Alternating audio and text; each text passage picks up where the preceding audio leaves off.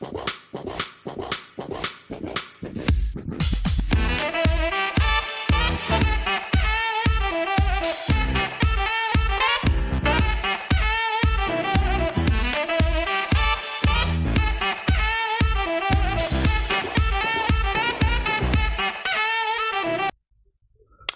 everybody and welcome to episode 2 of the tNB Gaming Podcast.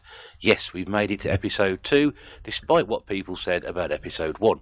And to those people we say, tough, we're back again and we're going to have another go. Hope you are all well and things are great in your world. Welcome to the podcast. And episode 2 is probably going to follow episode 1 a little bit in the fact that we're going to do a bit of general gaming chat. We've also got a new panel member with us tonight making his debut, and hope it all goes well for him. Bring him in a moment. Just to let you know that I am the Retro Bear. My name is Russell. I'm hosting this podcast, and I'm very pleased to say that the two members of the panel this evening, both at different gaming ends of the spectrum, one you'll know from the last episode, but I'd like to bring in our first member this evening, and that is somebody who probably sets the record for the most number of innovative videos on YouTube. He comes up with a number of different series. There's Fighting with Fives Lives. There's, what's the other one? Oh, yes. All those I can't remember at the moment, but loads of them anyway. He really does churn out some fantastic content. He spends most of his time in front of the stairs. He's also got the hairiest arms in show business. Ladies and gentlemen, please welcome to the panel this evening, Gurnaldinho Plays. Hello, hairiest arms. I think there's some competition from you, isn't there? I know, but well, I suppose so, really. But yes, you're known for your hairy arms. I don't know. I'm sort of known for my hairy face. And you had to bring up the stairs, didn't you? They've long gone. I live in a ground floor flat now. It's that was emotional, that little insight there. But yes, I seem to be the man of 101 ideas and only time to do about 10 of them. But yes, I do the old VR response stuff because I love to get people playing old games. And I've got my Gamerscore series, which basically is still going because my original idea was to be an achievement channel, and it's turned out into what I am now, doing pickups and a little bit of everything. So yes, and you do obviously churn out quite a lot of content per week as well. I mean, compared to mere mortals like myself, it's almost as if you can log on every couple of days and you've got another new video up there. But one thing I think is great about what you do, Rob, is the fact that you've constantly putting new ideas out there and people are catching onto those and then joining in. I was going to say I generally, honestly, I've got new ideas going in my mind all the time. That sometimes, the old ones end up joining the queue a little bit. But I've still managed to keep the over 10 years one going, and the Fighting with Five Lives comes round regularly enough and sort of with a gap enough for people to take part as well. I try to be aware of that. And just everything else in between. Yeah, it's absolutely brilliant. It's the number of series have caught on. We will put a link to your channel in the description at the bottom, as we do with everybody here anyway. And for those of you listening who may not have come across that before, can pop along and have a look. The other member of our panel is probably wondering what the hell's going on because no one's spoken to me the first 3 minutes of this cast. Is the wonderfully attractive and the eye candy of tNB Gaming. It is, of course, Nath Retro. Good evening, Nath. Good evening, guys. You're all right. We are very well. How are you today? Good, man. I'm all right. I was just a spectator in our own podcast. By the way, the hairy arms competition for this year has been unfortunately cancelled because of coronavirus. So you'll have to just grow it out for next year and just hope for the best, along with all the Eurovision and stuff like that. You're only the eye candy because I don't show my face. That's it. You see, there we go. Yeah. No one shows their face on the podcast. And that's the other thing as well, because again, if no one's familiar with Rob's channel, he's completely off camera. I know, this is perfect for me. Yeah, this is the ideal format. I've always said it for myself because I've got the perfect face for radio, and I think probably Nath runs me a close second. But having just called him eye candy, but it's your videos works really, really well because you've got a great sort of voice for it, and you get the voice over, and you don't need to go on the camera so much. So, which is why you stay behind there.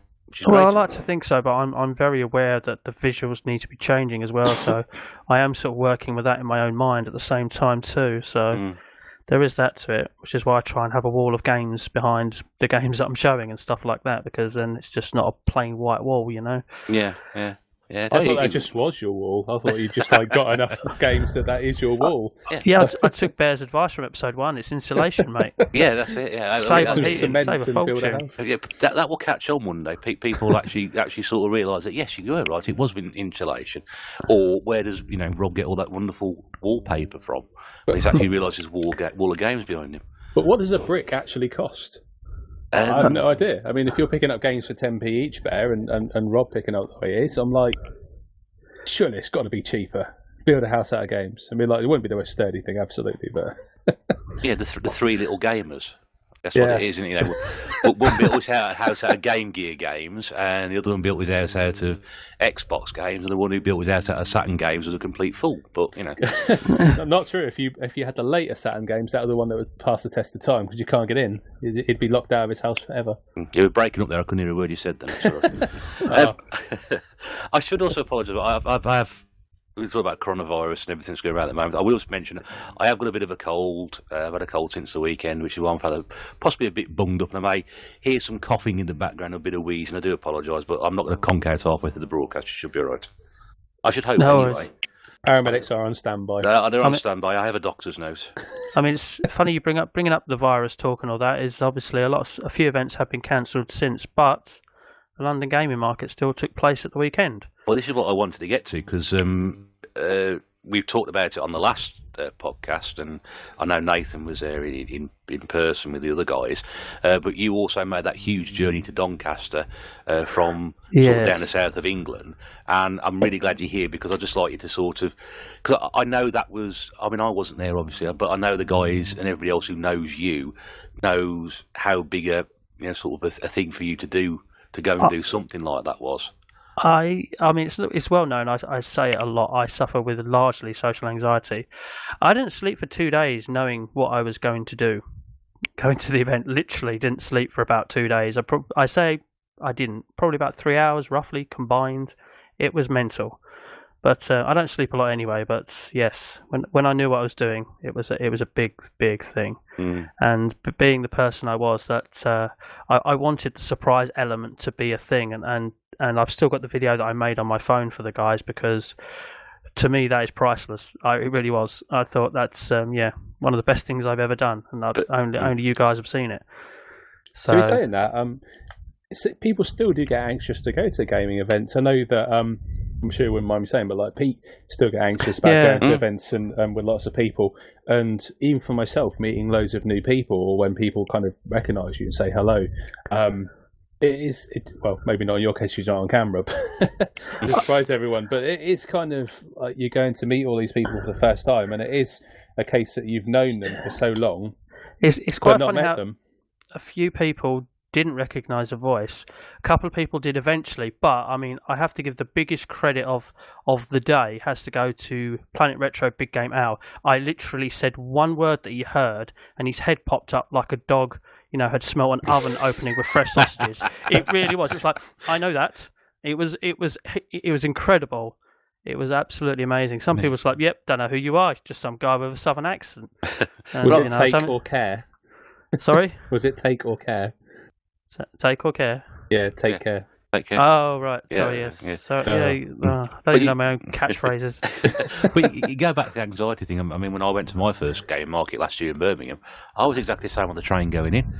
The closer I got to Birmingham, I was getting more and more nervous about it. I don't know why. Is that just going to Birmingham? Sorry. Yeah.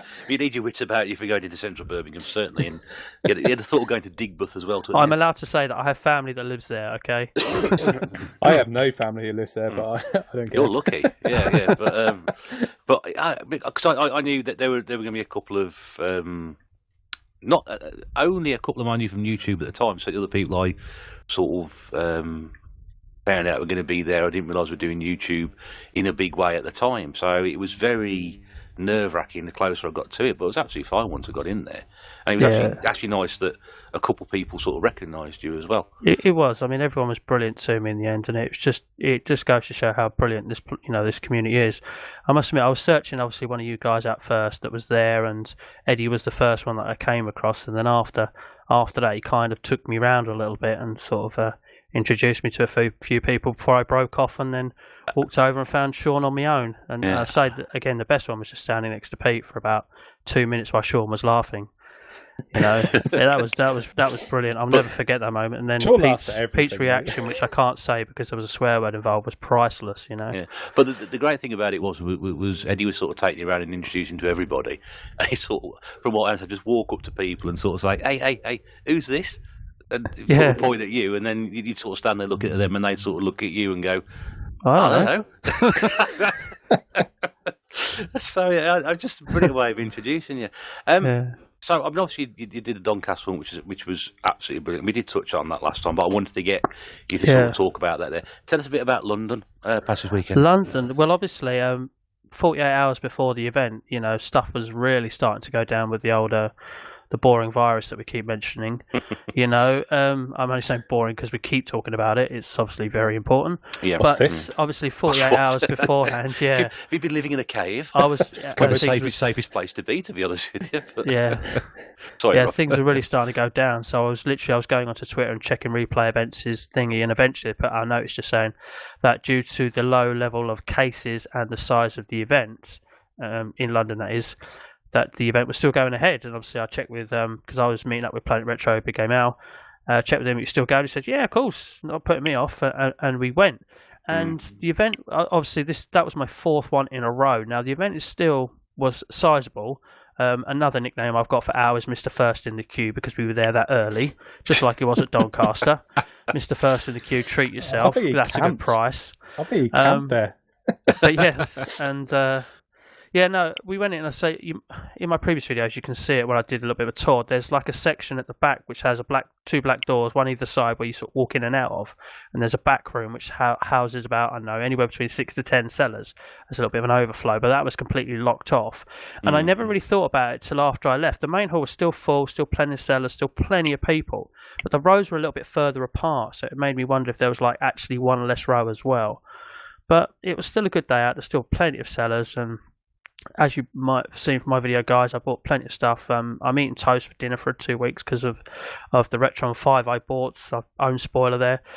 And it was just a cracking day out. And I tell you what, Big Game Al's company for the afternoon was blinding. Absolutely, we had such a laugh. It was brilliant. So it turned out to still be a good event, and sadly, it could potentially be the last one for a while. But it could well be, because I mean, let's hope it not comes to that. I mean, this is the thing, Nathan, we were talking last week about sort of the upcoming events like Nottingham, and then we were talking about Norwich and Birmingham, weren't we? And these will be happening sort of like the next 3 or 4 months. Of course, now, some, if not all of those, may not be going ahead. We just don't know. See, I find that a bit confusing, because I would have thought gamers would be the healthiest people, because they stay in, they game, they don't socialise. It's either that or you get them together in a room and the virus is going to kind of rip through them and wipe them all out. I don't know. But it is a bit of a worry for not just gaming events, but other things like kind of boot sales and things like that for collectors and things like that. So I'm kind of wondering how it's going to affect, and also the kind of economy for things like actually buying games, because it's a kind of eBay and things like that. Are people going to actually put stuff up to sell at the moment? Or just put stuff in the post full stop and they get stuff sent out. Oh yeah, I mean, are the post going to deliver it? Yeah, I will be honest. I mean, I said mentioned before we came on recording this. We just mentioned Planet Retro Big Game Al. He sent me a package for the post today, and you know, I ain't being funny about it, but I just wanted to make sure that it was all done. So I did give it. You give these things a clean when you buy them in the shops anyway, but just for precaution's sake, I thought I better just do this just in case. You never know what might have happened, and I'm not.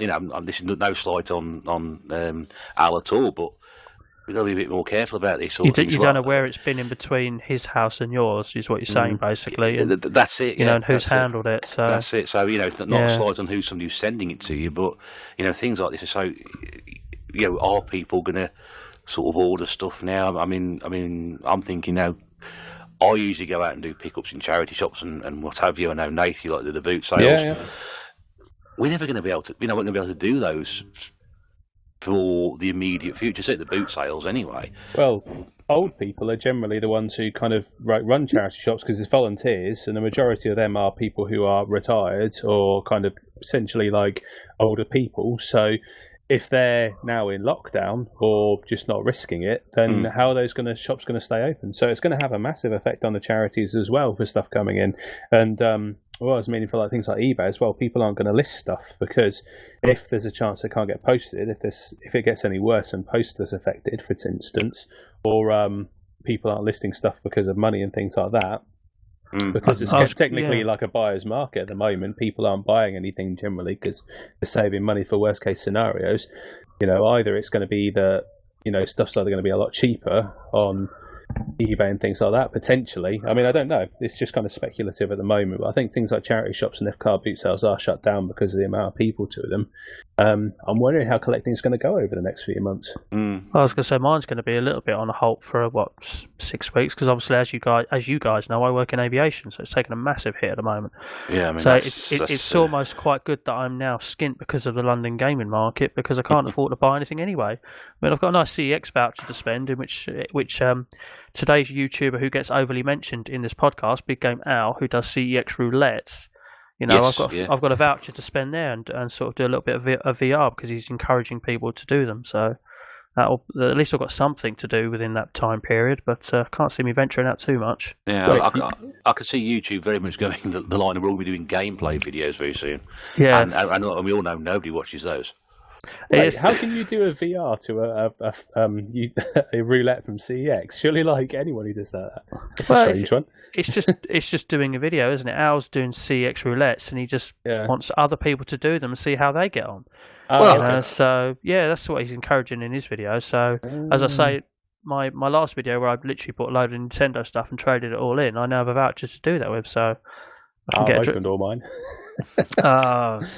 Amateur. I've got zero response now. Well, I can, but I've already opened it. But like you say, it's like maybe it's the first time in over 10 years, and the Fighting with Five Lives. It's time to really thrust that into the spotlight a bit and get everybody involved with that again. So everyone's got gameplay videos that can't afford to spend a huge amount like we have been doing. Yeah, it's very important to bring this up. I don't want to sort of drag it down and like to try and move on from that. But I'm sort of saying, I like to sort of say to finish this all off with that going on and the amount of people who are going to be looking for ways to pass the time if they haven't go into isolation or we do go on lockdown, which potentially could happen, is that people are going to turn to things like YouTube, and therefore it's up to us guys to go and put as much content on there and try and keep people entertained and amused and while that's on. I mean, one thing that's just been totally coincidental with me is obviously with my Journey to 1 Million Gamer Score series thing that I'm doing, I've always wanted to do sort of live streaming achievement sessions. Now, I planned the date to do this nearly 6 weeks ago and advertised it and everything, and obviously the first one was yesterday night, and it's just literally... What's it? Timed in to what's happened. Yeah. I didn't plan it like this, just how it fell. So last night's stream just happened to fall within what's happening. So I could be spending more time at home, so I might be doing more anyway. I think this is a good opportunity for a plug, by the way, Rob. So really, yeah, we can get to that in a minute. Where can we find this live stream that you've mentioned? Where can find it? I literally put a link in nearly every video I've done up from a certain point. It is for you. You can message me. Where's this Twitch stream? It's Mixer. It's on Mixer. Yeah, it's on Mixer. There's a link in nearly all my videos because I put my social network and stuff at the bottom, so you can pick it out from any video. But you just search for Gurnaldinho on pretty much anything around about nowadays, and you'll find me. But yeah, it's just something I'm doing. I mean, it's I had a few people on there last night, and a couple of guys that comment on my videos that like achievements were asking questions, and it was great. So. I played a bit of Dead Space for the first time because that's a series I've never started, and I felt the need to. And because I got stuck in one point, and I was like, well, I don't want to get stuck here and walk around the same room for 20 minutes and bore people. So I switched out and played a bit of Sonic 2, which was an Xbox Live Arcade port, of the game, which I'd never touched. So it had a fresh batch of achievements, and I played that for about an hour or so because I was using a few tricks in that as well to unlock a little bit. Actually, yeah. That is where Nath made an appearance after working out that Mixer and Twitch were different things. Well, all you young'uns with your newfangled streaming stuff. I can just imagine him sitting there going, he's not here. He can't. Where is he meant to be? I was asking people on other streams, have you seen Rob? So you're basically using the same tactic you use when you go to the gaming markets. Hello, I'm Nath, and they ignore you. I was just hassling Trista Bites for half an hour. You know Rob. Where's Rob's stream? Come on. Got kicked out in the end. Yeah, because Rob does know Trista, so... I don't know her personally, but it was good that she recognised me. The fact she recognised me from the time I said hello to her at the November gaming market from last year, so that was nice. She's probably the only person in the gaming community who'd recognised you. That's not true. That's not true. That last November was I met Pete on a Retro Tip and Retro Faith, and they were pretty much the only two actually that knew what I looked like. So they were the very first two. Yeah, because Pete very kindly basically said, "Do you want to come for a drink with us afterwards?" And I sat down with him and Faith and a couple of other people and had a drink for about an hour or so and had a great chat. Oh, he's a nice bloke. Cause he sent me top some bloke, Pete. Top bloke. BS made me feel really welcome. Games. Yeah. Said about the community like so many times that it is so welcoming to tubers, be you like, you know, on your first 10 subs or like, you know, 16,000 or whatever. Everyone's kind of in it for each other and everyone's happily just talk about games and support each other, and it is more about the kind of community side and meeting people with similar interests, and that's the best thing about it. And I think that, you know, with mediums we have like this where we can talk about gaming and things like that, even when there's no pickups, you have people who have similar interests and it will keep that kind of live and keep it going. So that's the best thing about it, I think. Yeah, I completely agree, and it's an interesting something. I think something that will get probably more and more as the months go on and the weeks go on, possibly. But let's try and move into a slightly sort of different direction. We did touch this very, very quickly last week. Nath, what are you playing at the moment? What am I playing at the moment? Well, I'm kind of in my home office at the moment. Have I actually played anything since the weekend?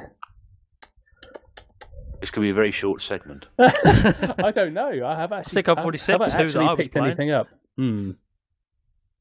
What did I try to play? We can come back to you in a minute. I think you might have to. Yeah. Apart from the two that you've mentioned, Rob, have you been playing anything else? If the answer's no, this is going to be really, really short. This is where the list of very random Xbox Live indie games comes forward, because as you know, being an achievement hunter, there are a plethora of Xbox Live games which come with easy gamer score, and yes, I have been playing some, but I'm going to have to I'm trying to get my phone out as quick as possible here.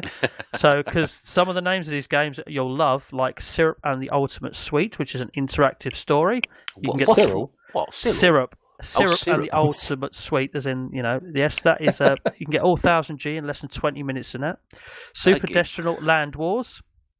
Super Mega Space Blaster Special, and another word which isn't on the screen. And actually, there was this indie game is actually really good, so it's nice when this happens, and it's not just cheap, easy game score. It's called Mecho Tales, and it's kind of a side-scrolling platformer. It's only got 16 levels in it, but each second level to each section, because it's like level 1, 1, 1, 2, 2, 1, 2, 2, and so on, up to 8. And each second section has a boss at the end of it, and you can buy these little drones which shoot different weapons out to sort of follow you along. And it's kind of a twin-stick shooting platformer, and it was actually a lot of fun.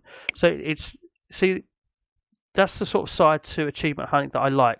You end up picking up these games because you know the completion is possible or easy, and then every now and again you uncover like a little gem that you absolutely really enjoy playing, and it's a game that you would have touched if it wasn't for the achievements that you were going for.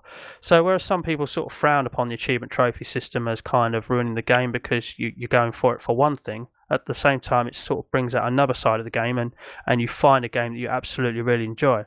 I've always used Brothers: A Tale of Two Sons as a fine example of the same thing. Easy completion gamer score wise, fantastic twin puzzle where you control two brothers with different abilities. Just little gems like that crop up. And yeah. I mean, the last game I am playing is called Glass Masquerade 2, which is, it's got two, so you know it's a sequel. I did play the first one as well. And it's quite a simple one. You can just sit down, relax, and basically put this puzzle of a stained glass window together in front of you. And it's sort of broken up into as many as 100 shard pieces. I quite like the sound of that. It's an easy completion, but it's a very lengthy one. In fact, the first one was a lot easier than the second one, because the second one you have to do all of them in the highest difficulty, whereas you didn't have to in the first one, if you want to get the full 1000G. As I'm sort of entering the third out of 5 arms of difficulty, and they're certainly ramping up. And the last one I did today took just over an hour to finish. But up till then, they'd all been taking around about 40 to 50 minutes. Some of the easy ones about half an hour. But yeah, absolutely fascinating. But as I say, I'm always playing Xbox Live indie games. So if you ask me, I'm always going to have a list to rattle off to you. So, but apart from that, played a bit of Dead Space on stream and got stuck for 20 minutes, so I had to stop. I thought of one. Have you? Oh, well go on. That was enough time to fill. Go on. Oh, God, honestly, I was like looking at my game part thinking, what did I play on the weekend? I played some of Choo Choo Rocket, which is probably the first time I played that since 2000. What a bizarre little game that is. The most commonly available Dreamcast game you could find. I was just about to say the same thing. It's only commonly available. With my Dreamcast history, I've never played it. It's free. Never played it. You never played it? No, I was going to say for the amount of Dreamcast time I've had in my history, I've never played that game. I'm pretty sure I've got a spare copy of that somewhere because. We appear to have lost Nath. Where's he gone? Nath left the channel, disconnected. Nath left the channel. Yeah, sorry about that, guys. That's how bad Choo Choo Rocket was. Yeah, he couldn't stand it. What it was so bad that it cut me off. I was going to say, you didn't want to talk about Choo Choo Rocket or something. You brought it up, mate. For those of us who can't see the screen for some reason, Nath decided to leave us. I was just going to log on and play Choo Choo. I don't know what happened there, actually. The joys of technology. That happened to me, but because the whole thing will go down, then we'll have to start again. There you go. It just proves how unscripted we are. Yeah, no, Choo Choo Rocket. That's how we should prefer to be. Yeah, that was free. That's why it's the most readily available, and it was free actually when Dreamcast launched their Dream Key software. And you could go online. I remember a friend telling me about it. It's like if you log on to their online system. He's gone again. Is he still there? He's gone quiet. Nath? No, I'm still here. We didn't catch the end of that. Oh. Yeah, you're halfway through talking. It just went very quiet. So apologies for everybody listening. We're having a few technical problems with this, but right. No, Choo Choo Rocket was a free game, wasn't it? Can you hear that? Yeah. Was that from launch then? Because the I got my Dreamcast a year sort of after it had been out, so I never got it from launch. He keeps disappearing. He's just not talking. Hello. What? Oh. No, I am. I am talking. Oh, yeah. Yes, we can hear you. Yeah, I'm talking. Can you hear me? Yes, we can. Oh, Joyce. Right, so Choo Choo Rocket, that's been trying to recapture. Choo Choo Rocket for about the 8th time was the most readily available. Was given away free with Dreamcast or something, was that right? Yes, it was. So you had to log on with the Dream Key software to the online store, and it was given away free. You just had to put in that you wanted a copy, put your address in, they posted you out one there and then. Right. So I remember having to hook up this massive long cable that came with a Dreamcast all the way through my house to the lounge for the main phone line to actually log on, and it's the most terrible thing trying to type in a web addresses with the control pad. They did actually have a keyboard, but yeah, so I got that free in the post, and now they're charging at CX for it, so that's inflation for you. It's gone from free to actually was that a launch thing? Like that. A near launch thing? Don't know if it was just something involved to get people online. I think it was quite early on into the the Dreamcast. I'll say because I didn't have a Dreamcast till after a year after it came out because I never got my consoles brand new, couldn't afford them brand new, so I always had to wait a bit. I got mine came from launch. I got mine at launch because I was so looking forward to it, and I got that with it. So I've been trying to play that and trying to figure out a puzzle to get the mice to go in their rocket away from the cats, which is harder than it sounds, and everyday occurrence around here, that is. And I've been playing a bit of Legacy of Kain Soul Reaver, but just getting hideously lost in it. So you've been getting lost in Dead Space, Rob, and you've been getting lost in Legacy of Kain. Actually, I didn't get lost in Dead Space. Just did my head in. I got stuck in the same room trying to solve a puzzle. So I didn't quite get lost. Well, Lara Croft managed to solve the problem, so, you know. Do you know what? I had to. It was one of those puzzles where you get stuck for so long, and I was just like, right, I'm going to have to go away from this, and then come back, and then hopefully look at it again, and I'll get it. And do you know what? 5 minutes into the second time of looking at it, done it. It was, you know what I mean? It's one of those. Yeah. It's amazing when something like that happens, it clicks all of a sudden. You think, oh yeah. No, exactly. Well, I've been playing Dick Tracy on the Mega Drive. Ooh. Have you ever played that? No. It's incredibly difficult. Well, I was going to say, go on, sorry. I think I remember it. Yeah, it's a bit random, as it doesn't really help you as where to go, and where to go isn't very obvious. that's is right. that a good thing? Is it? I'm struggling to remember it, but that springs to mind. Because I think it was one of the very early releases over here in Europe when the Mega Drive came out initially, and if you're familiar with the film, it was sort of done using the 7 original colours of the comic book, and the game's very much like it. And the graphics, I think the graphics stand up reasonably well, but it's just a very difficult game, and the Master System version is no better either. And I don't know why I've been playing it because it frustrates the heck out of me. But I think I just had a bit of a bad time and just wanted to punish myself further. I remember it being on the Master System because when I went to see my cousins, they had this like paper shop which just had one of these rotating trolleys things full of like Master System games, as you do in a paper shop. And I always thought, I really liked it, but I never actually picked it out. What sort of paper shops you ever run by you? It wasn't it? Where was that? That was in the. Obviously, I only sold the Guardian and the Times and things like that.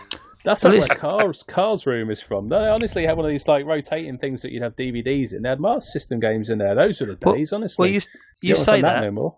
You say that because I remember back when I was at secondary school and the PlayStation 1 was at large, my local newsagents had like a little thing on the counter and it had budget PlayStation 1 games on it for $9.99, and that is actually where I picked up my arcade party pack, which I still have to this day.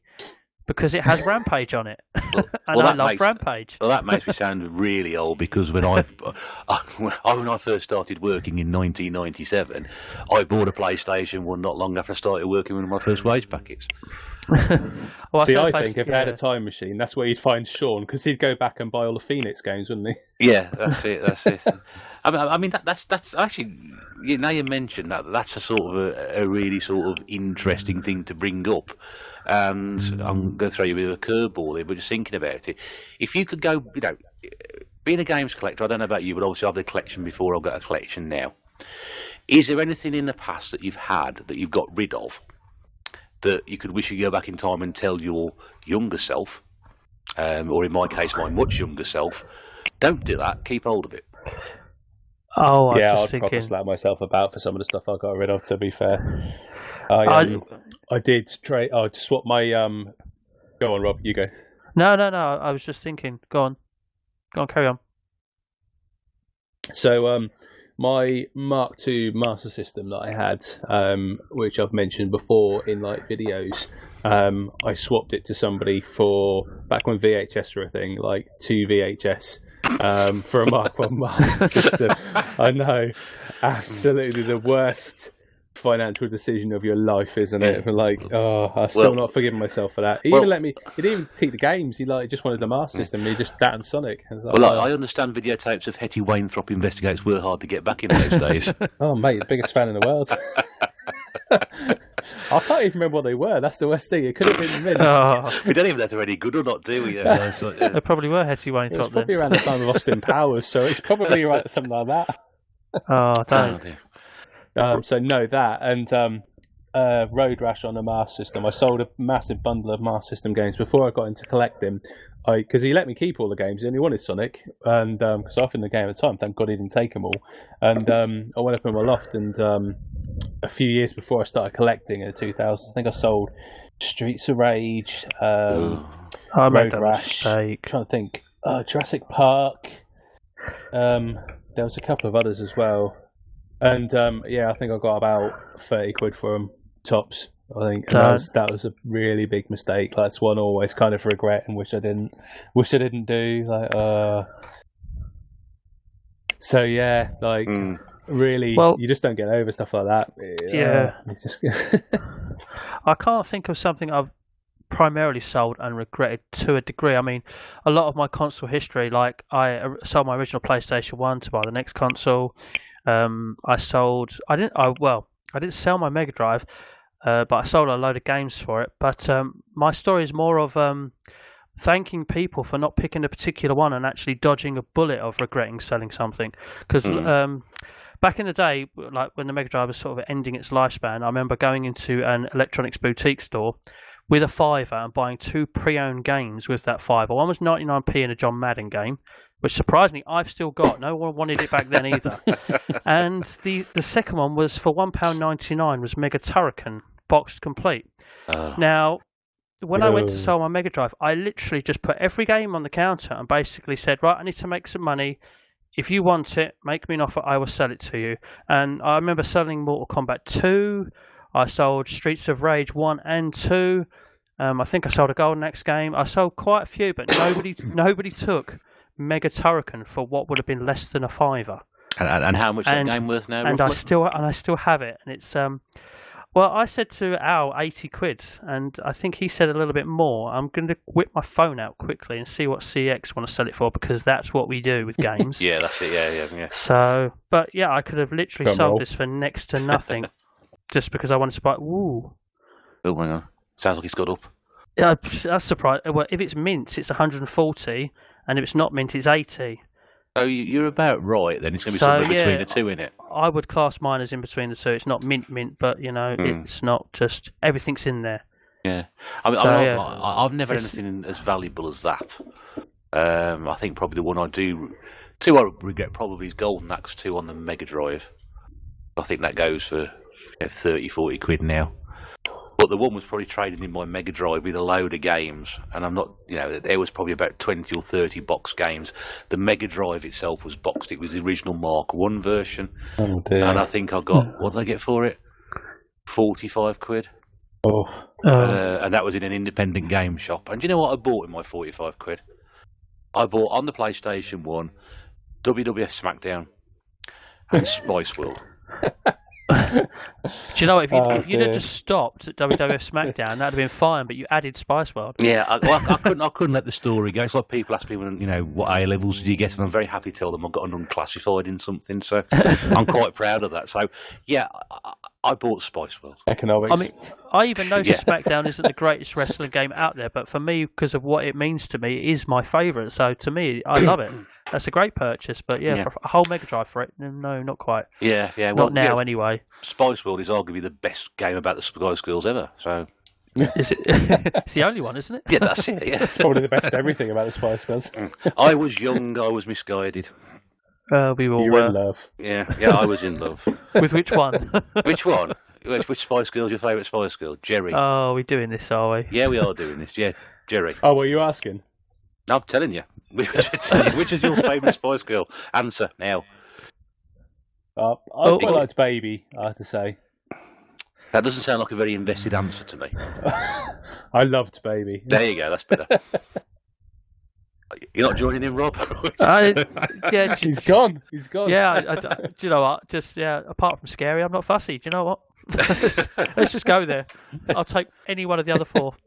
Because she literally was Scary. Have 4, Rob. Yeah. 4? That's a bit greedy, isn't it? Still is, if you look at some of the games. Yeah, so I'm not sure I regret more buying Spice World or telling you, like, and everybody else out there, that I did buy Spice World. And now uploading it to YouTube. Someone's going to now send you a copy. I haven't got it anymore, unfortunately. There you have it, people listening to the podcast. Bear needs a copy of Spice World. Spice World, yeah. And do you know what? Community shout. I don't think it went platinum, so I'll never own it. I don't think. I think maybe 6 copies were sold. And you bought 5. That's not true. I saw one in the museum. Yeah. No, they all bought one each, and you bought one. Did it come in a special tin? No, the video came in a tin, didn't it? It came in a special tin. And I've got the video in a special tin, and I've still got it. Oh, I still watch it. I another true story, which I'm not going to be embarrassed to tell, because let's face it, I've gone this far already, right? I actually went into Woolworths to buy it. You remember Woolworths? We had Woolworths back in the day. Did we? And yeah. And I'm old enough. I'd actually reserved a copy of Spice World, even though I'd been to see it in the cinema. God. And you reserved it? I reserved it, and then they gave me one with, I think it was possibly Posh Spice on it, and I said, have you got one with ginger spice on it? She went, hang on a second, and went and got one from the back. And I've still got it. A bit crusty. Got it from the back.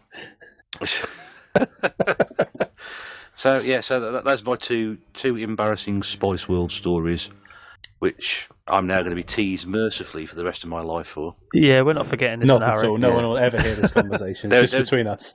There's only 65 people in the world knew before you lot now, so this just expands it a bit further. Rob, while we've got you on, and I know this is a big part of what you do, we touched on it earlier about your game score challenge, and again, anybody who's seen Rob's channel will know you're on a quest to get 1 million game score points on the Xbox. For those eventually, yes. Those of you who aren't quite sure about this sort of thing or want to know more about it, could you perhaps just enlighten us and tell us how far you get in and what this sort of entails? Yeah, well, obviously, every retail release comes generally with a 1000G game score. Certainly does on the 360 side of things. The Xbox One, a lot of games have the ability to add more and such like that. Yeah, I was just going to say, getting to 1 million obviously is a big number. Obviously, there's every 100,000 mark. But once you hit 7 digits, it's a little bit special, and it's just something I've always wanted to do. I mean, there's kind of it almost sounds like an Eddie Subset thing here, but there's a little side thing that I want to do. Is that obviously I'm going for the full Xbox 360 set as well. A little side achievement I want to get within my little hunt to get to 1 million is get an achievement, or at least one achievement off every Xbox 360 game that exists as well. So, I mean, that will help in itself getting towards the 1 million. But I mean, that's quite a library, isn't it? That's quite a big chunk of games there. I've yet to find a 100% definitive list, but it's around about the 1250 mark, give or take, I don't know, 10 or 20 in either direction. You know, so there's plenty there available. I'm sitting next to all of about 420 of them at the moment. So I'm going to say roughly how many have you got yourself? Yeah. In comparison to that, because I know I'm probably about 230 myself. So if we count the odd box variant, because I collect anything Gears, so I've got every Gears box variant I can possible. I haven't got them all, but I'm going for it. But if I just get my phone list out, that'll tell me the exact number, because, you know, like all good collectors, we make a list but never refer to it. Yeah, I've just actually checked my list. I haven't got Spice World. Anybody listening? If you have a spare copy, it's all lies, people. It's all lies.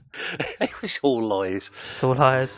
Down to 3001. I've admitted I've got a copy. I've admitted I bought it for money back in the day, folding money. Yes. Well, not really, because I changed my Mega Drive in. Anyway, sorry, I'm. No, yeah. 407. 407 different games for the Xbox 360.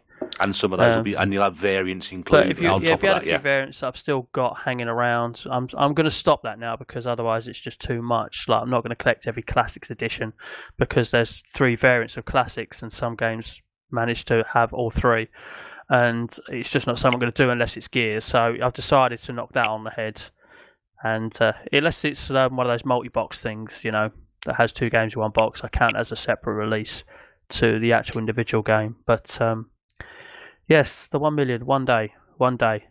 I did have a plan originally when I started doing my series to perhaps do it in 3 years, but the last few months have slowed up a bit just because I moved.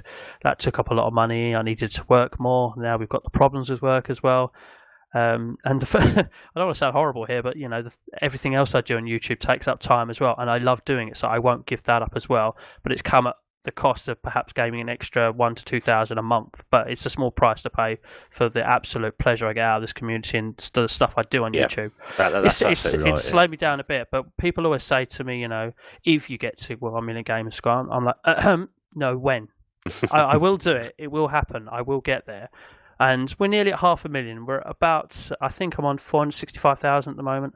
So we're nearly at 500,000. Yeah. So that will definitely happen this year.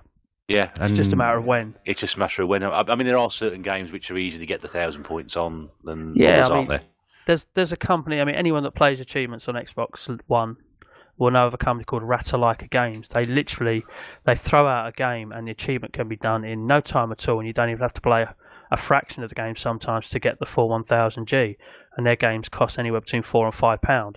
So they're an absolute godsend. And I mean, this was a discussion I was having with someone the other day, or with Glory Hunter and Lewis Wishwash at Donny, about how kind of the Xbox One indie scene, game-wise, has kind of devalued GameScore a little bit, just because it is that much easier to get. I mean, when you consider, I've had my account now for 10 years, and last year I got 200,000, and I'm on 465,000. So as you can imagine, when I just had the Xbox 360 all those years, you know, I built up 150,000 roughly over about 8 years, And now, you can just play so many Xbox indie games for not a lot of money. Because you've got to remember, Xbox 360 games as well, when you were buying them back then as well, you're paying 40 quid for one. That's right. So, it wasn't cheap either. So it was really hard. And I always... Oh, hello? I'm here. Rob appears to have gone very quiet. This is great tonight, isn't it? People just dropping in and out. We said we saw all the teething problems out for episode 2. I think it's just bad connections. I think look what happened, yeah. People just got caught up with Corona, don't they? That's what it is. Dear. It's getting into the system. Yeah, it's getting into the system now. Virus is in the computer now. It's taken over. Interesting saying that, because we were talking about games like last week and are they any easier or are they more difficult? And Rob's kind of confirmed that in a sense of saying that with games these days, it just seems to be more easy to get achievements. Yeah. And things like. Oh, you're cutting in there. Oh, no, he's gone. I think that's kind of the way things are going. Yeah. I mean, he's proper gone now. He has gone, hasn't he? Okay, we'll just try and fill some space. He did mention something there, which is about sort of the classics. And I know a lot of people don't like having classics labels in their collections. I certainly don't. No. But in some circumstances, when I think of things like PlayStation 1, where there are so many games, and there was a very, very big sort of Platinum Classics collection to it, and also PlayStation 2 as well. It's almost inevitable that you're going to end up with them, but I mean, I don't know about you, but I don't like them in there. Classics games, no. I think they kind of look out of place a little bit, unfortunately, when I have a Classics game or even a Platinum game. They just don't sit very well with the rest of everything, do they? Yeah. Can you hear us, Rob? I'm back in the room, I think. Yeah, I don't know what happened there, mate. Yeah, no, I was just talking about achievements and I went. You know what it's like? You've been to the Never Zone that I've been to. But where I was cut off was I was just saying about what Stallion83 did, the first guy to ever get to 1 million game score. He pretty much done it pure on Xbox 360 games, and that is why it's unprecedented. And in my eyes, even these people who are going for what is nearly 2 million now, over 1 million of that is on Xbox One. So what he done will always be more impressive, basically. And that's, that might be an unpopular opinion that I have, but it's just how I see it. That's why one day, I mean, this would just be nuts if I ever went to do this, but I've been known to do the odd nuts thing, and that is actually go for 1 million pure Xbox 360 game score. It's going to be a bit more achievable now because we can pick up games for 50p, or if we're you, 10p, So that happens lots of times, yeah. But it just seems to stick. But yes, you're right. You're right. We were just speaking in the interval, actually, Rob, about games. They came around with the ice creams all waiting for you to come back. well, that's it. Sorry, I had to put the kettle on, Quick loo break. No, we were saying last week about games getting easier to complete, and I suppose what you're saying about the Xbox One and the gamer score being easy to do that, just in a way kind of confirms that, because if there just doesn't seem to be the drive to people to actually complete games like they used to. I mean, like you saying that, and the gamer score being so much easier on Xbox One. I mean, obviously, you have some kind of achievements, but I guess people just get bored if they can't get some of the achievements. It could be. And I also think it's a cheeky way of devs to exploit people, well, like me. I'm going to say I'm guilty of it. I am buying these Ratalaika games, and some of them are pure crap. They really are. The odd one or two isn't that bad, but as I say, they make these games with 5 worlds that aren't that great, but you find you only need to finish world 1 and get halfway through the second one, and before you know it, you've actually got the full 1000G. So they don't really put the effort into making you want to play the full game to get a gamer score, So, but if you want to talk about games getting easier, I generally think they do, obviously, just with general respawns and unlimited lives and frequent checkpoints as well. But that's a whole new topic for another day. Yeah, is that like a new demographic of buying games, though? Do we think that, like, by getting it easier for gamer score, people will think, oh, that'll be an easy win, I'll buy that? Because that just seems, like you say, an absolute cop-out, really, in some respects of that. But, I mean, even with mobile games and stuff, like watching an advert, you get another life, things like that. But how much will the game cost? Don't know. Which game? Well, in general. Using these Ratalaika games, I say they cost, they're cheeky people, but they cost between normally on release they cost £4.99, but if you buy it within the first 2 weeks you get 50p off. I know it's not a lot, but it's a little bit, so £4.99. I'm out.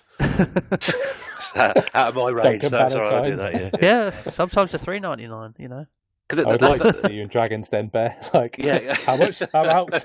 That's the great thing about my collection. It's all done on the cheap. So if I spend £1 on something, it's a load of rubbish. I think, I spent £1 on it. It's all right, isn't it? You know. So, and if I've spent £1 on it and it's good, I'm thinking, I've got my money's worth out of that.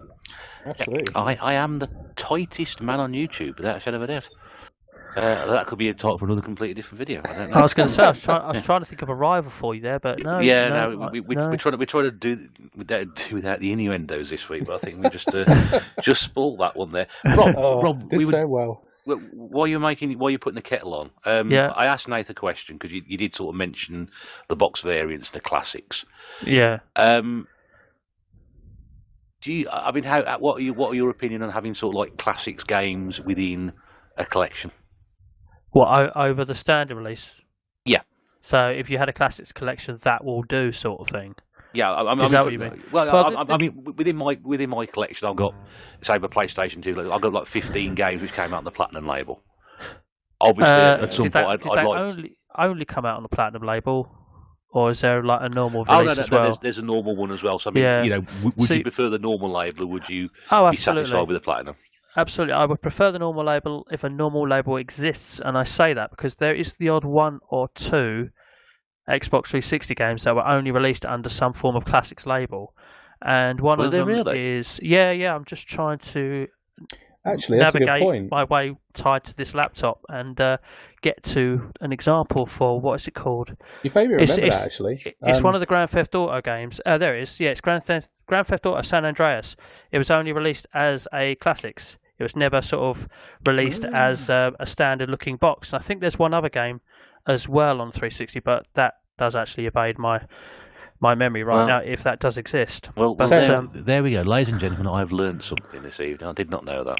But yeah, saying that has brought to memory a couple of games for me, actually, when you say about that, because Xbox 360 did a couple of things when they would do a classics, where you'd have all the DLC in there, like Fable 2, I remember being one of them, where it included all the extras, which weren't in the original game. So actually, and I think they were selling those online, I think, for about a tenner, or kind of £10-15.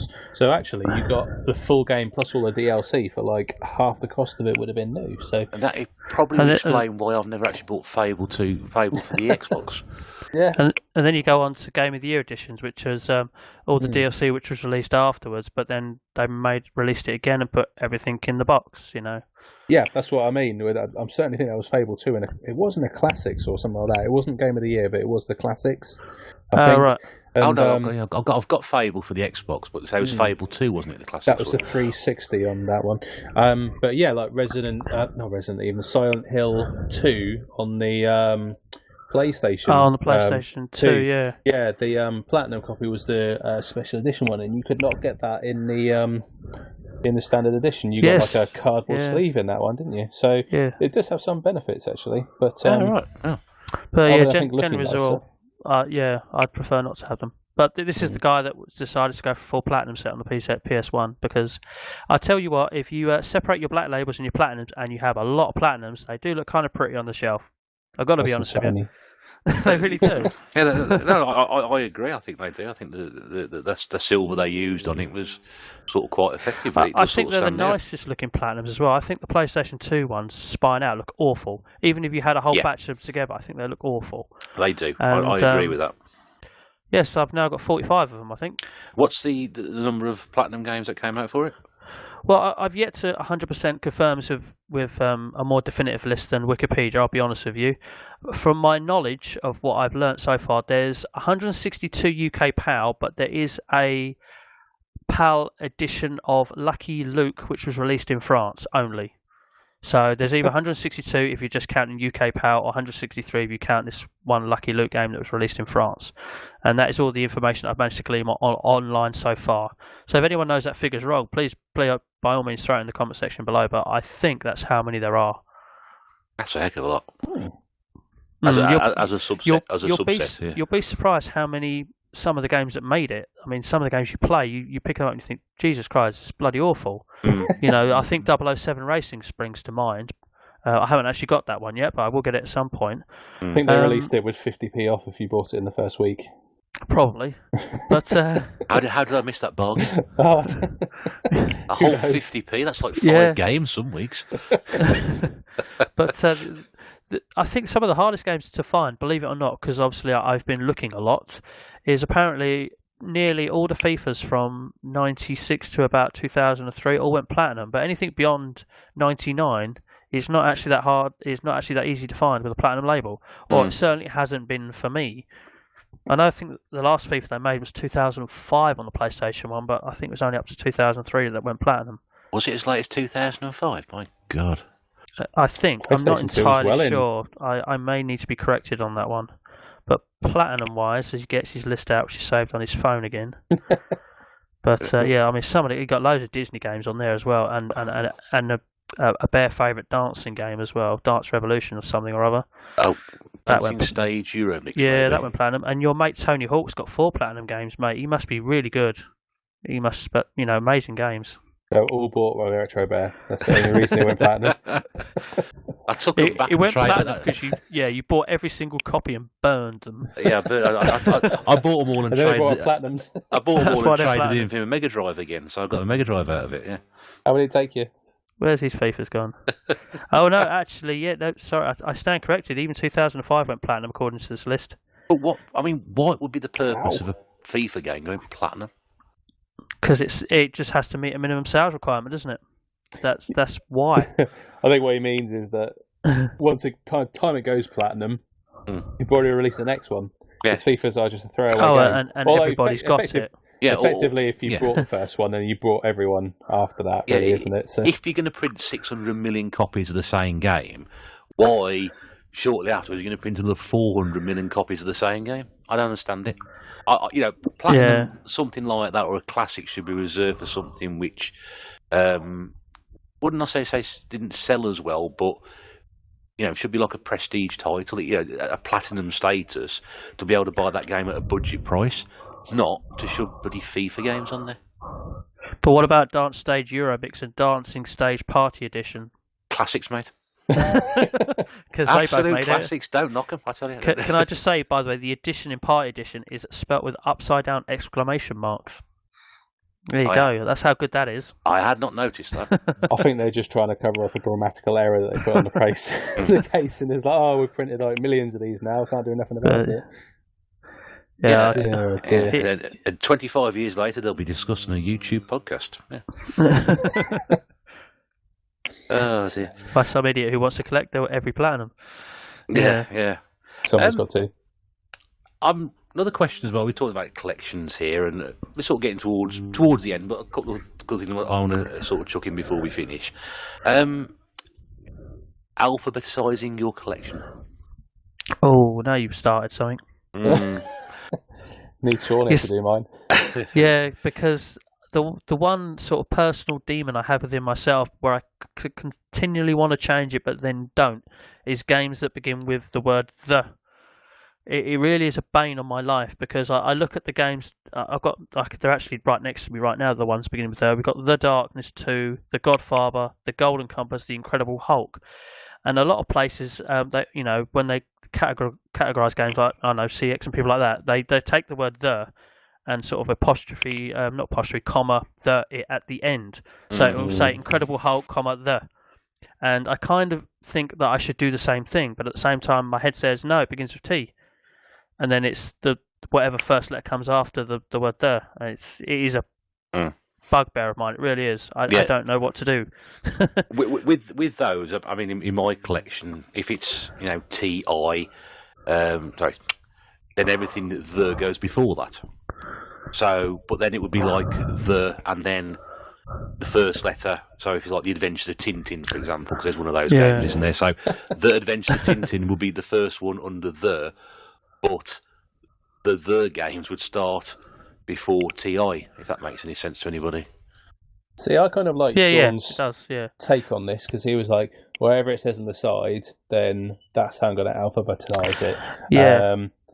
However, that I do see like why this annoys people. For instance, like looking on my shelf at the moment, just because my Wii games are right next to me at this point, I've got Donkey Kong Country Returns, and next to it I've got new play controls, Donkey Kong Jungle Beat. And it's like, it says new play controls, so that shouldn't be there.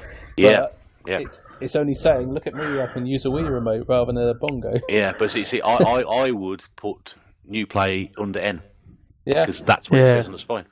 But then I look at some spine games I've got for, I think it's on the Wii, Disney's Toy Story 3. It says Toy Story, you can see it, but at the top is a very sort of small Disney. I'm thinking, well, where do I put that? Because that sort of throws me out a little bit then. Because then anybody looking at it going, hang on a second, you got Toy Story under D. No, it's under, and it's like, So, it's just like, here we go, WWE 2K 12 and 14 are under W, but for me, SmackDown versus Raw is under S. You know? Yeah, you're right with that. Yeah, but it's still got the branding in front of it. Technically. Yeah. I'm looking at mine. I've got those games on the Wii, and my branding has got WW. So they've got the scratch logo on it, so it goes under W for me because although it says SmackDown versus Raw, it's still got that scratch logo in front of it. Yeah, but I think where Sean's quite lucky in collecting PlayStation 2 is literally the spine is quite black, solid letters. I mean, for example, I'm looking at a game called The Club, and the word "the" is so small you can literally just see "club" sitting on the shelf. Yeah, you know, in things like that. Obviously, because they choose to print the font of the game rather than just a black text. Yeah. So I suppose from that point of view, you'd sort of, from your purpose, you'd have that under the section. Oh, it is. Yeah, it is. Didn't you get a game there that had nothing printed on the spine? There was a Wii game that had nothing printed on the spine. Well remembered, and that money will be in the post to you for asking that question. No, it was one of those many fitness games I buy. And there is no identification down the spine. But I'll tell you where it sits. It sits exactly where it should do. If the name of the game was down the spine, I think it was one of the My Fitness Coach games. I think it was. You can't leave it if it's sitting where it would do if the name was down the spine. You're just going to have a blank game in the middle of all your games. Oh no! But I know what it is. It's got to go there. I'll tell you what, tiny little bit of a tangent. If you want to talk about annoying spines, now I don't know if you know, obviously most games have the text written the same way. They all line up so that the text, the bottom of the words are on the left-hand side as you look at it from the front. But I have a game on the 360, shock, called Fuel, and for some reason, the insert profanity, people have decided to actually have the word fuel the other way round, and it sticks out like a sore thumb, and it really, really annoys me. Oh, I think I know the one you're about. Yes. Yeah. Yes. Basically, the bottom of the letters are on the right-hand side, not on the left, like every other game on every other shelf. And it's just a little annoying. It shouldn't be, but it is. It's the rampant OCD we have as collectors that something isn't right. It's going to throw everything else out, and as you said, stick out like the sorest of thumbs. And that's not a plug, but that's. I think that's why people kind of, in a way, maybe stay away from some of these collector's editions. They're in card cases, or like the Crash of the Titans I have in the nice orange woolly case, because it doesn't seem to kind of fit with all the others. Didn't fit on the shelf. And I think it was Duncan, Willie Weeble, I was speaking to, who collects the Nintendo DS games and actually puts them in the American cases because they're thinner and they sit nicer. And they look better. Yeah, get more on a shelf. Yeah, exactly. Yeah. It's amazing the little quirks we actually do with kind of collecting things like that. The kind of little things. I mean, like the bubble wrap in there, where people have started saying, I don't understand why the bubble wrap is in the case. And then some people are saying it's the mark of a collector. And other people are like, I don't know why it's the mark of a collector. It's to protect the game and the disc. People who know. but I'd never heard of it before, and I've got that many games, so. You'd need hundreds of rolls of bubble wrap. I have 3,002 games, so that's what it is. I need to work out the actual total that I have, because I have a list for everything, but I don't have an overall list. So I need to add up all my systems and see how many I actually have. You'll surprise yourself. I know I did. And joking apart, we joking about it last week, but yeah, it really sort of surprised the heck out of me as to actually how many you've got. Yeah, I'm going to... and I'm only counting stuff that's going to stay in my collection. I'm going to guess that it is under 1,000. And I'll tell you what, next time I'm on here, ask me, and we'll see how many I have. I should remember that and write it down now. Write it down now. I'll be counting all the way through. All I know right now is I've got 407 different, and it'll be different games, by the way. It won't be including box variants. It'll be different games. Have you got many systems? I mean, obviously, the Xbox 360 is really sort of your go-to. System-wise, what have I? I say I've got a Game Gear. It just about works. I've got a Game Gear, PSP, a Game Boy Color, a DS, which obviously plays Game Boy Advance games as well. I have a PS3, which is completely backwards compatible with 2 and 1. 360, the 1. I'm looking around. I have got a Mega Drive under my bed in my room that isn't out. But of course, I now have a Retron 5, so I can play NES, SNES, Famicom, Super Famicom. That has got a Game Boy Advance port as well. But so I've got I forgot to mention my beloved Dreamcast. It's only on the floor right in front of me as well. I've got and a cuddly toy. And a cuddly toy, That is like, if you're a gamer, that is the world's best conveyor belt at the end of the generation game, isn't it? But how many systems have you got, Nath? Because I don't think we've touched on this with you. So how many systems have I got? Ooh. I'll have to have a quick count up. Hang on. So, oh my word, I've actually got quite a few. Yeah. I've actually been collecting systems. I've got quite a few. Yeah. So but this is like 12, 13, 14. I'm kind of counting them in front of me. 15. But there's the systems you have, and then there's what you can play. Like I said, I don't actually have a physical PS1 at the moment or a physical PS2, but I have the PS3, which can play all three. Mm-hmm. So you've also got that thing to it, Oh right, yes, of course. If you count that in. I've got some duplicates as well. That's the thing. I've got duplicates and I've got some of the minis.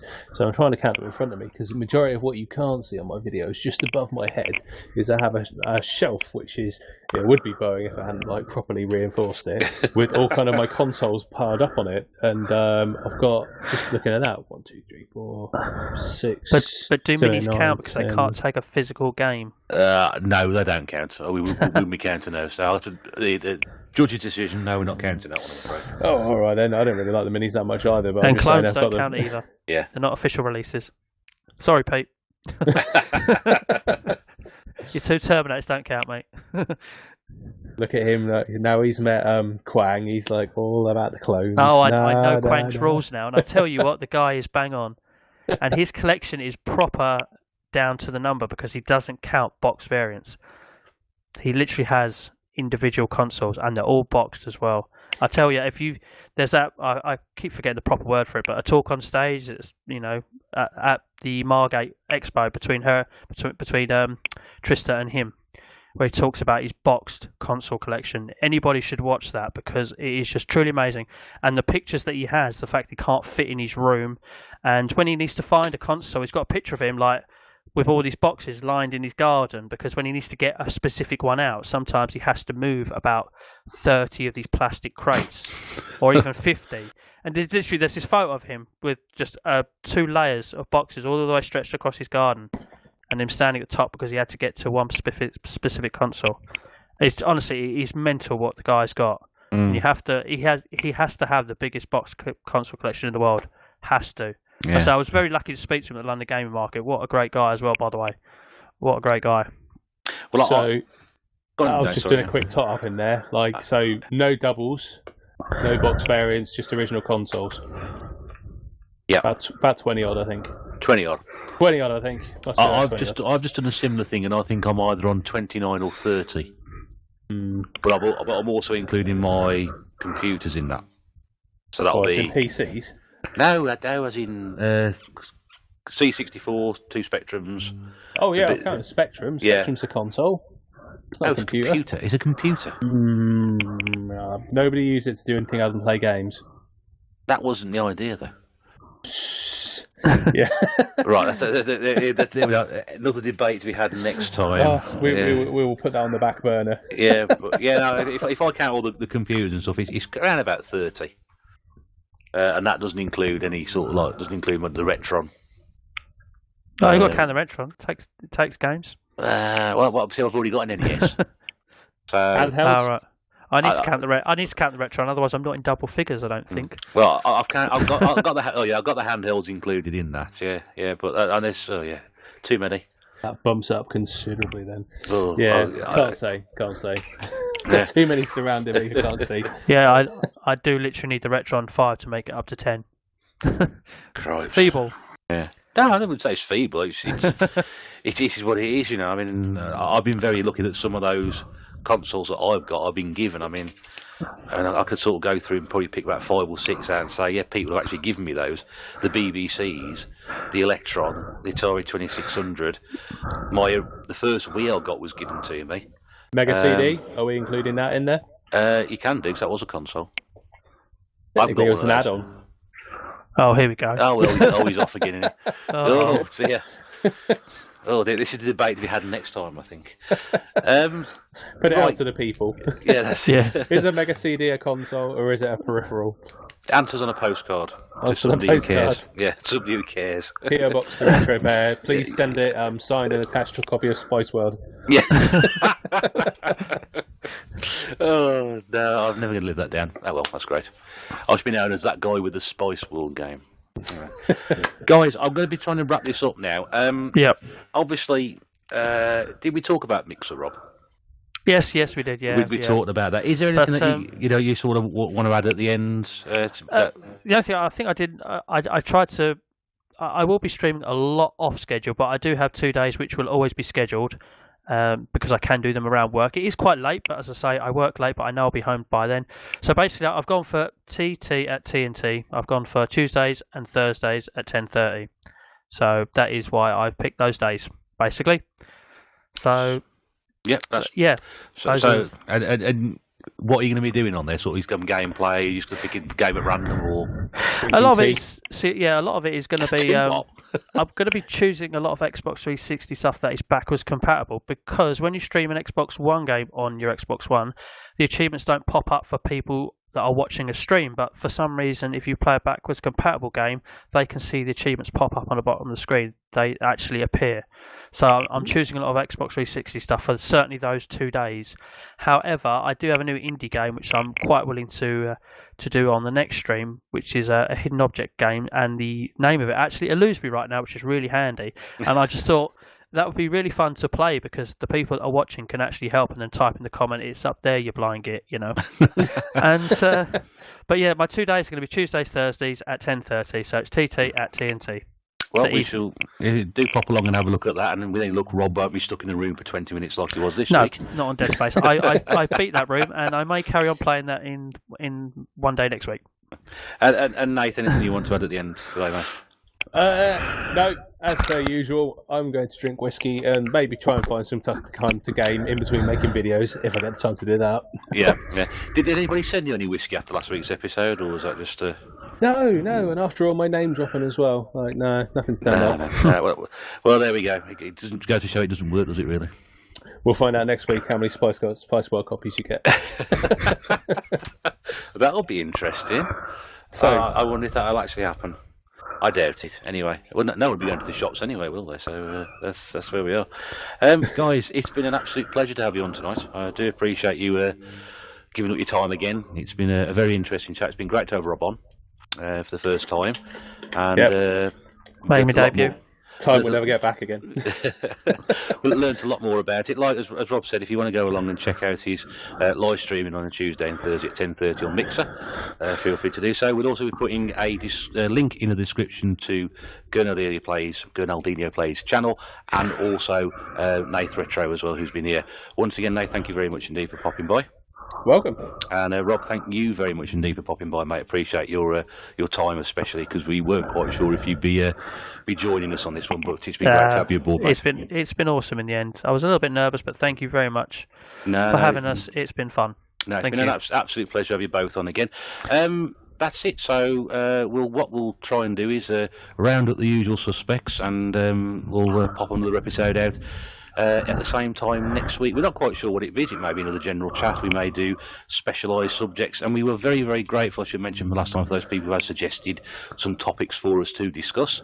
I think probably when we get maybe sort of 3 or 4 three sort of panellists and myself here, then we can sort of do something like that. And we were hoping to do that tonight, but there's been a few sort of changes last minute. So look forward to the next episode. We'll try and keep those on board, but thank you for those. And also, if anybody has any suggestions, and keep them clean, please. Or Spice World related. Yeah, Spice World related. Oh dear. If you do have anything like that, don't forget to put those in the comments below. We'd love to hear what you think and what you want us to discuss. And also, we'd absolutely love the feedback from the first episode that we had. If you have enjoyed this here, don't forget to do exactly the same thing again. I think that's it. So what I'm going to say is thank you very much indeed for watching. Once again, thank you very much to Gurnaldinho Players. Thank you. And thank you very much indeed to Nath Retro. Thanks. Okay, and from Retro Bear, that's myself saying thank you once again for tuning in. As always, do take care, especially out there at the moment, and keep your chins up, and bye for now.